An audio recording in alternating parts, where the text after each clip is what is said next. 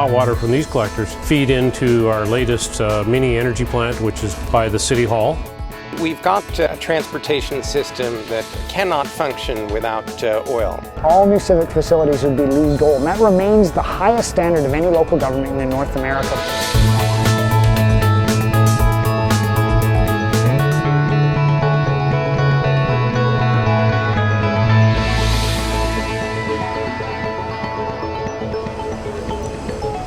Hi, I'm Dagmar Timmer. And I'm Vanessa Timmer, and this is The Sustainable Region.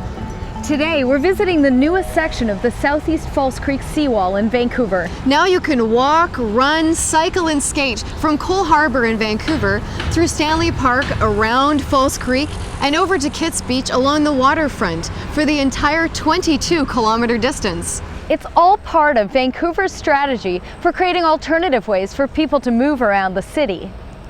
In today's show, we're going to look at new ways of using energy, managing energy, and using alternative energy. We'll start with the city of North Vancouver, which is going where no municipality has gone before, and getting into the business of selling alternative energy. As you can see, this is the solar array that we've installed for the LEC plant. It's 120 collectors. It might not look like much, but these solar panels are about as innovative as it gets.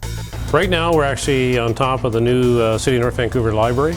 This was just under construction right now, and one of the unique things with this regarding Lonsdale Energy Corp is we have 120 solar collectors mounted on the library here. The hot water from these collectors feed into our latest mini energy plant, which is just across by the City Hall. And so these solar collectors basically feed the mini plant, which in turn feeds the neighborhood with hot water for the buildings.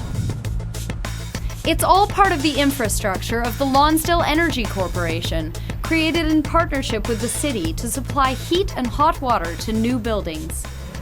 The district energy system is no more complicated than a series of hot water pipes like your sewer or your water throughout the street, and a network of plants or energy, I call them energy nodes, that we input energy. So we use those nodes to just dump energy in, whether it's from solar, whether it's from a natural gas boiler, whether it's from waste energy in the community, geothermal. We, quite frankly, don't really care where we get the energy from as long as it's the right type, right temperature. And we just dump it into our system and distribute it throughout the community. Vancouver is also getting into the energy distribution business at the site of the new Olympic Village. But in the False Creek plant, energy doesn't come from the sun high above, but comes from a network of pipes below the ground, collecting heat from the community's wastewater. We looked at a variety of heat source options, and sewage heat recovery really came out on top. It really created an opportunity to utilize a source of energy that's present in just about any urban setting. What makes the approach in Southeast False Creek workable is its low energy demand. In the past, it was steam, which required really high-grade energy input, such as gas or electricity, to achieve that. The difference here is that we're distributing hot water, which isn't anywhere near as hot, which allows us to make use of a variety of what we call low-grade waste heat sources, such as sewage heat recovery.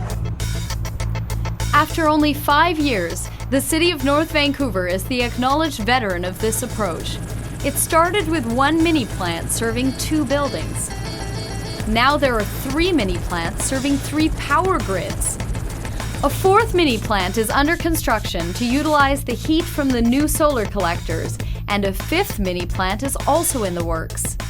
Lonsdale Energy Corporation foresees mini plants popping up all over the place in the future, along with a growing number of power grids. What we like about our system is we have that ability to sort of mix and match technologies. Here we're using solar, other plants are exclusively natural gas. We're hoping down at the waterfront we can use some sort of ocean heating and cooling heat pump drawing from Burrard Inlet. All of those are simply energy inputs into our system. The beauty of the system is in its flexibility. It even extends to technologies that haven't yet been mastered, such as the recovery of waste heat. One of the potential development that's coming forward is a combination multi-family housing plus a grocery store. grocery stores typically have a lot of waste heat. You walk into a supermarket, it's all coolers. All those coolers go back to compressors, they drive heat. So if we can capture his heat, bring it into our system, combine it with the solar, we probably don't have to run our system at all. That's our hope.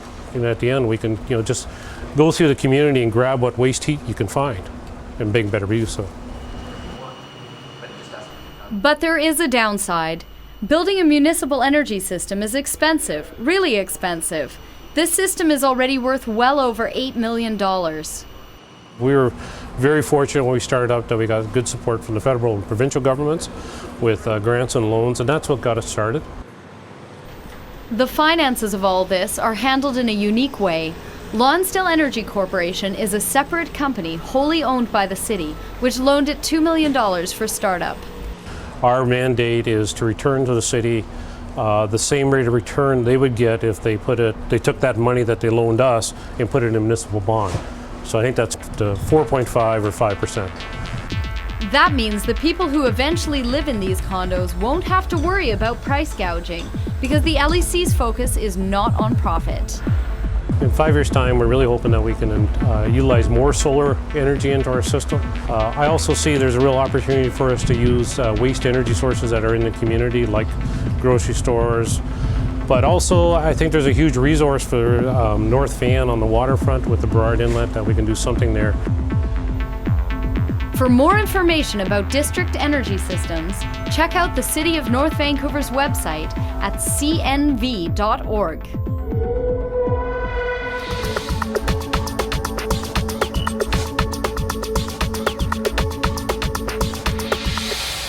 Welcome back to the Sustainable Region and our look at alternative energy in Metro Vancouver. I'm glad these cool chairs are here because I'm feeling the need to conserve some energy. We all need to save energy, and sometimes we don't even know when we're wasting it. Up next, Vanessa sinks her teeth into vampire power. We lurk in your hallway, in your den, in your living room. There is no escape. And worst of all, you invited us in. But we vampires aren't after your blood. We want your energy, and we will suck you dry. We're called Vampire Power, and we want to suck the money out of your wallet.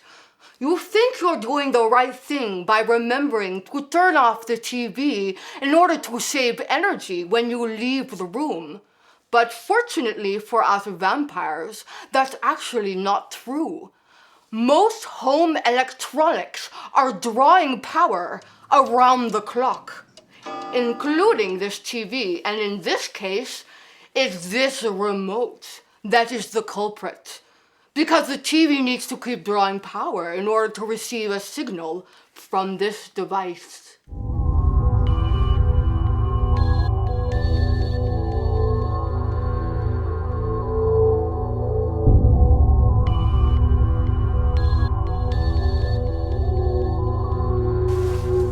So how do you know we vampires are at work drinking energy from your electrical items? Well, here's an easy clue. Anything with a clock is always drawing power. Another thing we vampires love to target is battery chargers. When you remove your phone from its charger, do you unplug the charger from the wall? Probably not.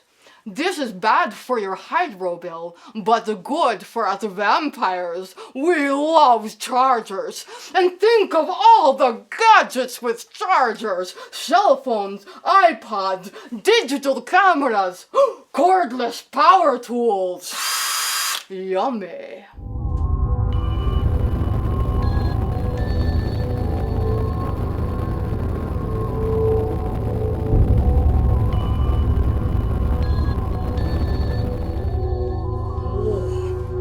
Oh, vampires love home entertainment centers. It is estimated that 40% of the electricity used by TVs, stereos, DVD players, gaming systems, and the like are consumed when these items are turned off. 40% for me to sink my fangs into. What's not to love?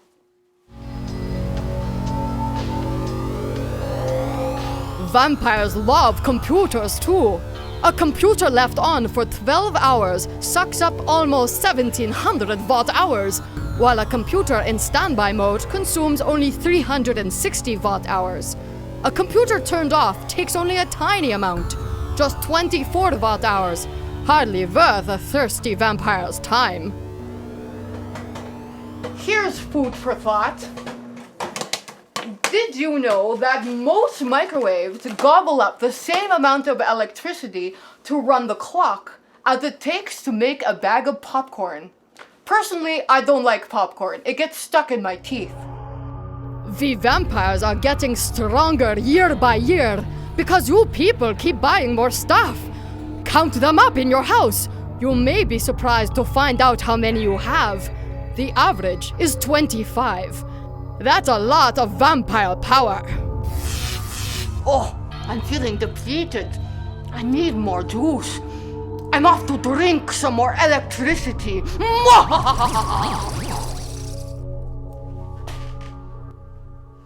Later in this show, I'll tell you how to vanquish these bloodsuckers from your home. No garlic required. Oh, and by the way, you can call me Buffy.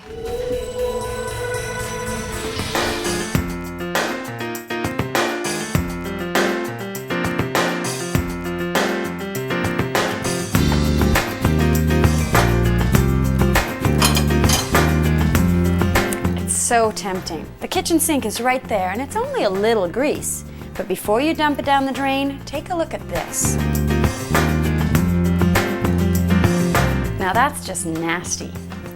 Every year, the GVRD spends about $800,000 on labor and equipment just to keep our sewer system free of grease buildup. But there is an easy way you can deal with your leftover grease from cooking. Just pour it into an empty milk carton, and then that can go into the garbage. You can keep the carton in the fridge until it's full. We need to think about what goes down the drain because it all ends up somewhere. And you don't want me to show you that video again.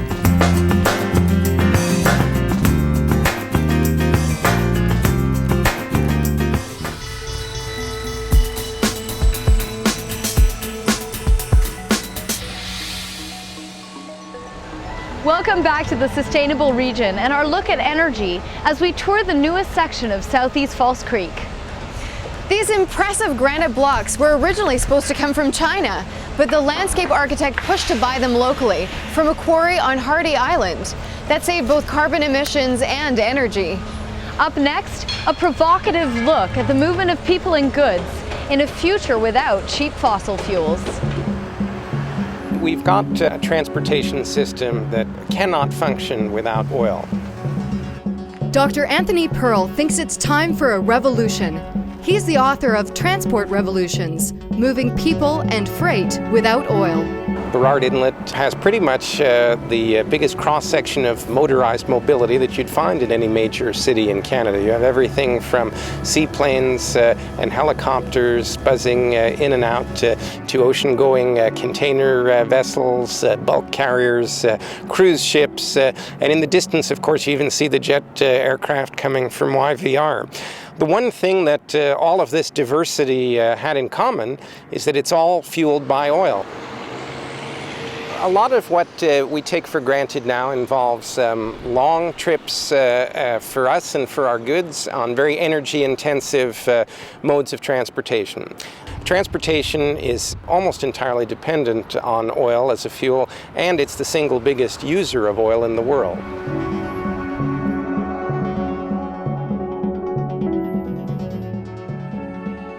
Infrastructure built today will need to serve us in a future that's short of energy. Transportation consultant Bryn Davidson. Well, I'd like to talk about the combination of peak oil and climate change being the global energy transition. So what we're engaged in is a decades-long transition away from cheap oil and gas. We need to figure out how do we make it so that we can move people, we can move goods, we can grow food, we can make products, all of these things with less and less oil going forward. We need to first acknowledge peak oil as a real and profoundly important influence on how we do our planning.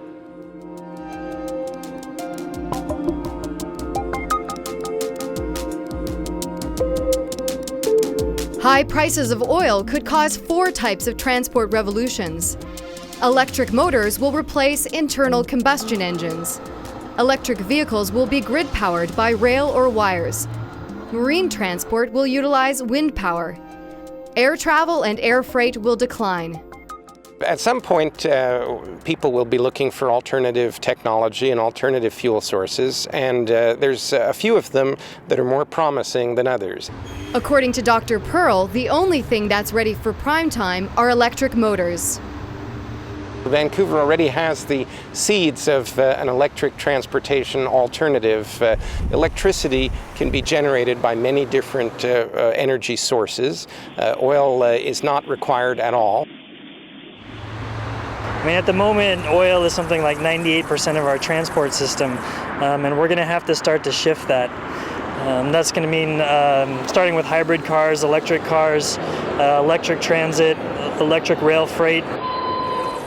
Building more transport infrastructure that's designed for oil-intensive modes like SUVs, aircraft, that's just going to be obsolete by the time it comes into use. So new highways, airport expansions, we have to have the courage to pull the plug on those and redesign to provide mobility, but to provide mobility that won't require oil-based transportation. We can't afford to replace a lot of this highway-oriented infrastructure that we built over the last 40 years. This is both a real opportunity, but it's also going to be a real challenge because we're so used to just growing. So we're going to need political leaders who feel like they can get elected and stay elected if they take some of these choices. And I think individuals, need to support whichever parties or political organizations they feel will move that forward.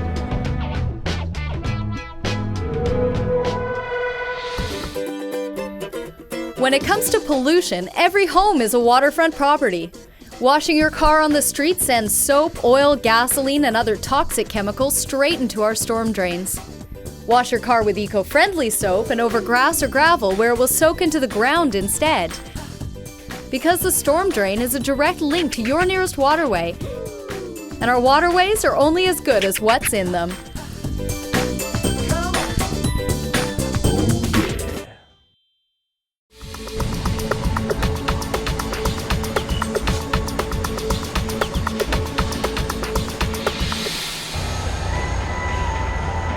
Welcome back to the Sustainable Region and our look at energy in Metro Vancouver. The best and most direct way for local governments to influence energy use is through the Built Urban Forum. Metro Vancouver municipalities, both big and small, are controlling their carbon emissions and energy use through their own operations.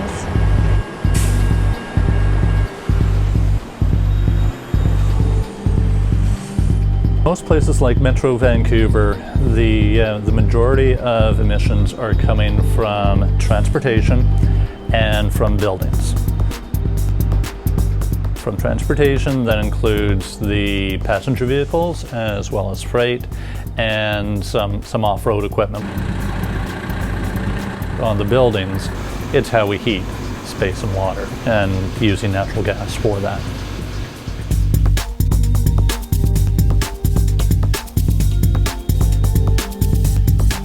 Carbon neutral is a way of sort of measuring the carbon impact of any organization, but it really talks about reducing the greenhouse gas emissions from that organization as much as possible, and then taking responsibility for making reductions outside of the organization to bring the net impact down to zero.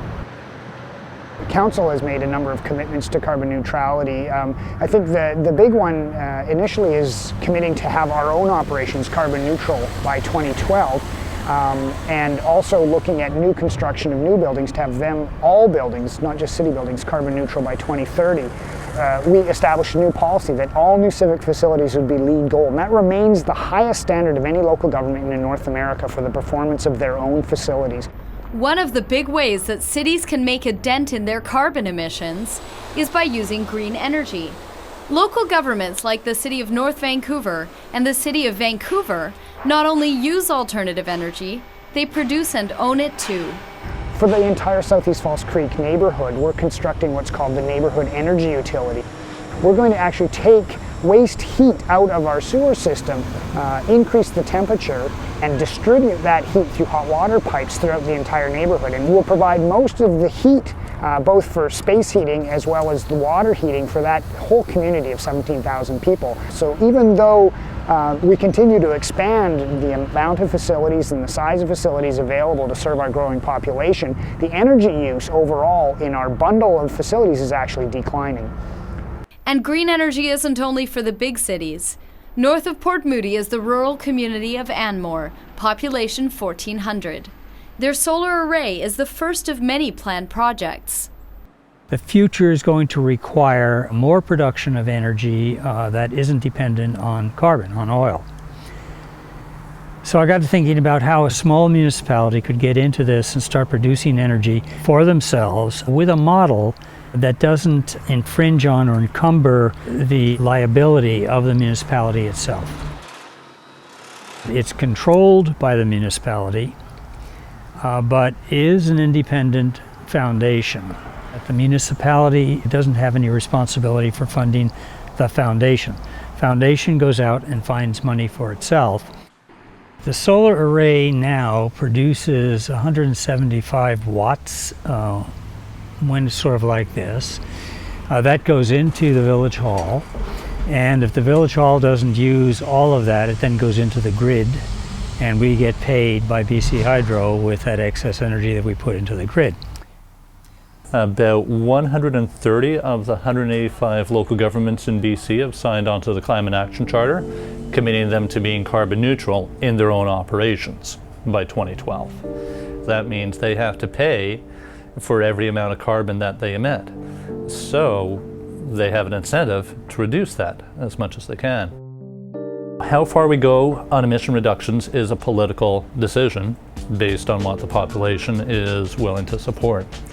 That's one of the reasons why we have a 33% reduction target provincially by 2020, and I think it's 80% by 2050.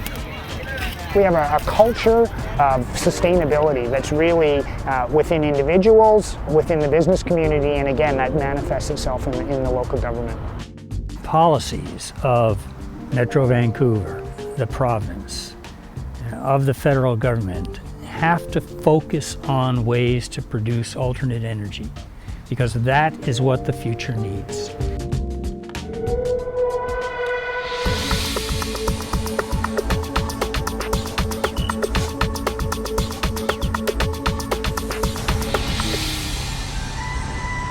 Welcome back to the Sustainable Region. We're in Vancouver's Falls Creek at the site of the 2010 Olympic Village.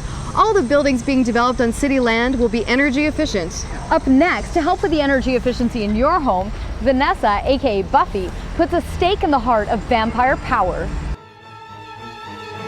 Now that is kicking it old school. What's that? I know there's vampires in here somewhere, because they're everywhere, sucking energy in every room of your home. But don't despair. Buffy is here to show you how to slay those vampires in your house. Think of a plug's prongs as vampire fangs. When they sink into a power outlet, the vampire starts to work, sucking power even when you think you've turned something off. It's because of something called standby mode. Any item with a clock, everything with a remote, they all require power all the time. And that costs you as much as 10% of your yearly energy bill.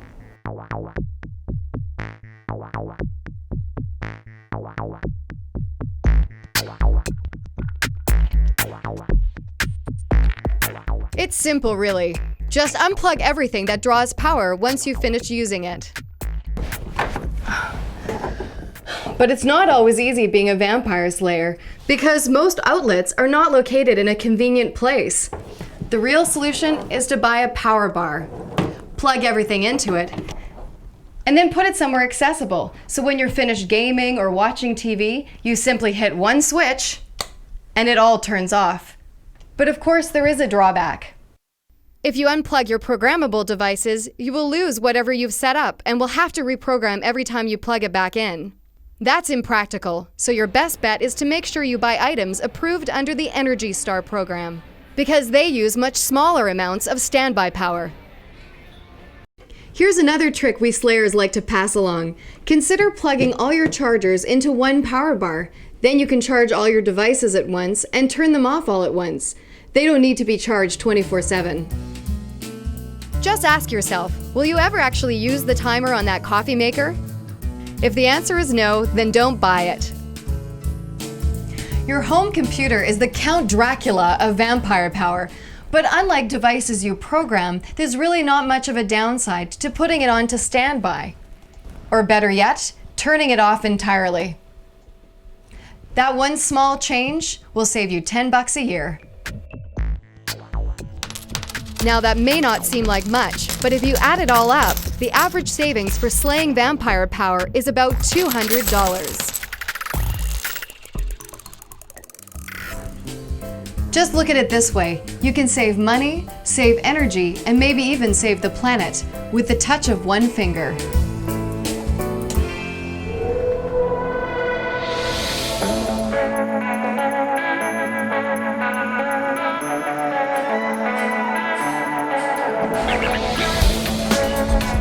We hope you enjoyed today's show. Did you know that past episodes are available at the library?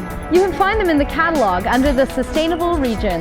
Let us know what you thought of today's show and suggest some story ideas. You can phone us at 604-436-6794 or email us at sustainableregion@metrovancouver.org. For the Sustainable Region, I'm Dagmar Timmer. And I'm Vanessa Timmer. See you next time.